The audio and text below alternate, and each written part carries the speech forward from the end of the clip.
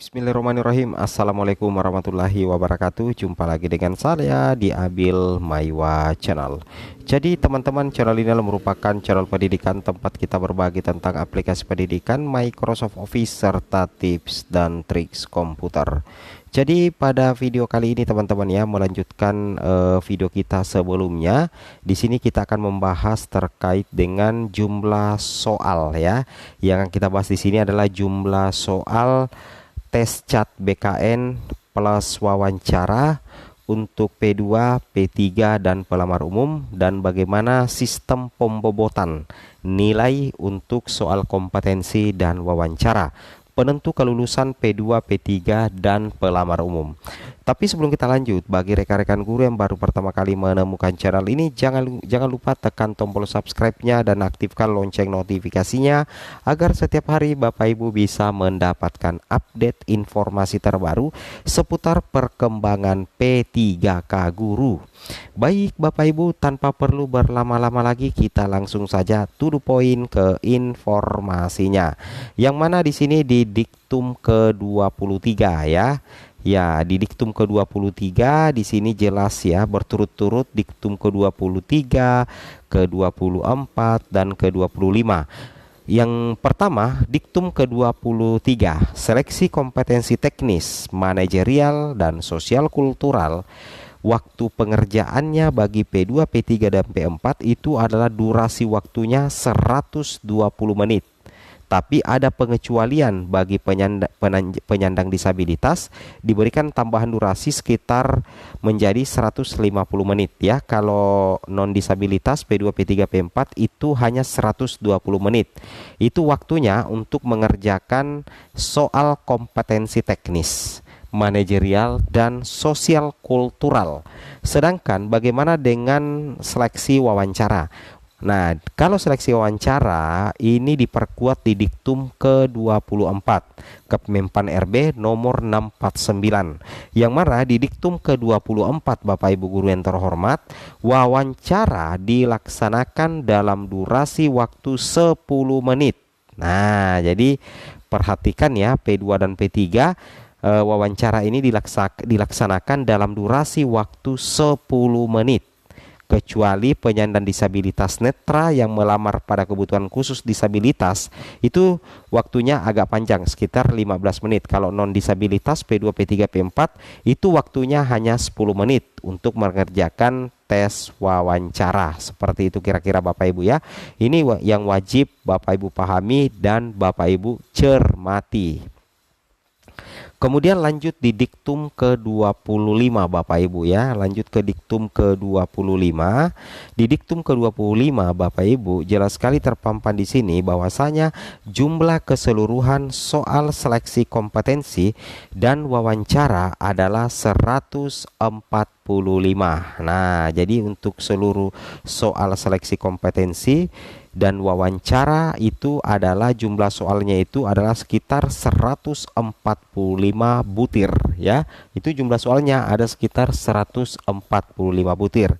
Nah, jadi itu jumlah soalnya secara keseluruhan ya.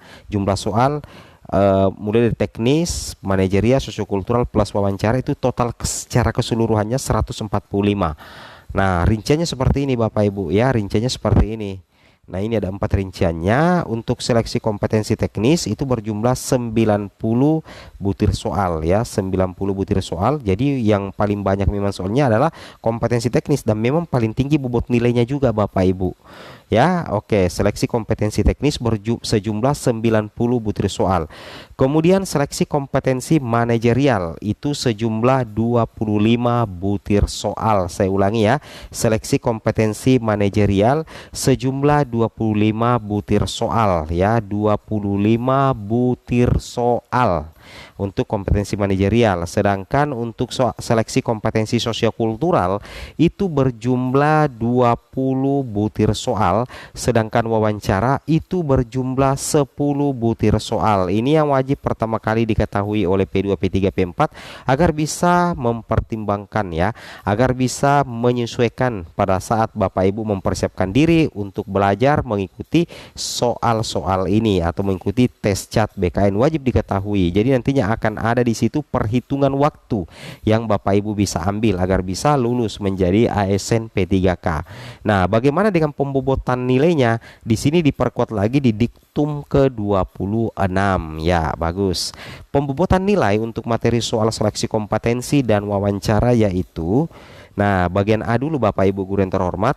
Untuk materi soal seleksi kompetensi teknis bagi pelamar pada kebutuhan khusus Bapak Ibu, bobot jawaban benar itu paling rendah 1 ya, paling rendah 1 dan nilai paling tinggi 5.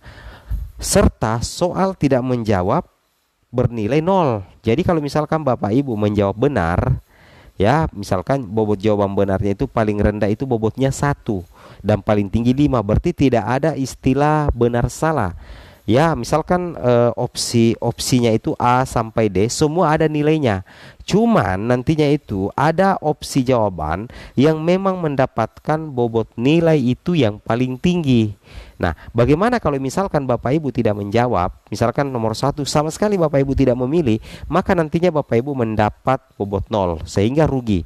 Jadi logikanya untuk bisa lulus Bapak Ibu, kalaupun misalkan Bapak Ibu tidak tahu jawabannya, Bapak Ibu minimal pilih salah satu dari opsi jawaban. Mudah-mudahan Bapak Ibu mendapatkan opsi jawaban yang benar, yang paling tinggi nilai bobotnya yaitu 5 ya. Jadi tidak ada istilah benar salah, semua ada nilainya ya.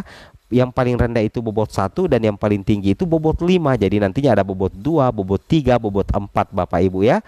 Logikanya seperti itu.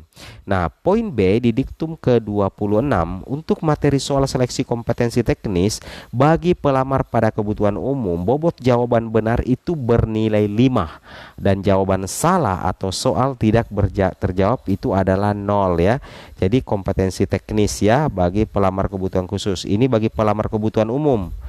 Nah, bobot jawaban benar bernilai 5 dan jawaban salah itu bernilai 0. Nah, jadi ada lagi salah satu keunggulan dari bobot soal antara pelamar umum dengan pelamar kebutuhan khusus. Kalau P1, kalau P2 dengan P3 Bapak Ibu ingat ya, kalau P2 dan P3 soalnya itu bobot nilainya itu tidak ada istilah benar salah, semua ada nilainya.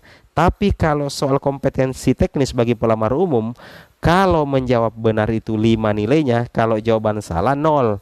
Berbeda kalau pelamar kebutuhan khusus, kalau jawaban yang paling benar itu mendapatkan bobot nilai, jawaban yang salah, paling tidak sesuai itu tetap ada bobot nilainya, yaitu 1 untuk pelamar kebutuhan khusus ya. Untuk pelamar kebutuhan khusus, bobot jawaban benar paling rendah 1 dan bobot nilai paling tinggi itu adalah 5 Bapak Ibu ya. Oke. Nah, bagaimana dengan kompetensi manajerial? Bobot jawaban paling benar 1 dan paling tinggi 4 serta soal tidak terjawab itu bernilai 0 ya. Jadi bukan 5, nilai paling tinggi untuk manajerial itu adalah 4 Bapak Ibu.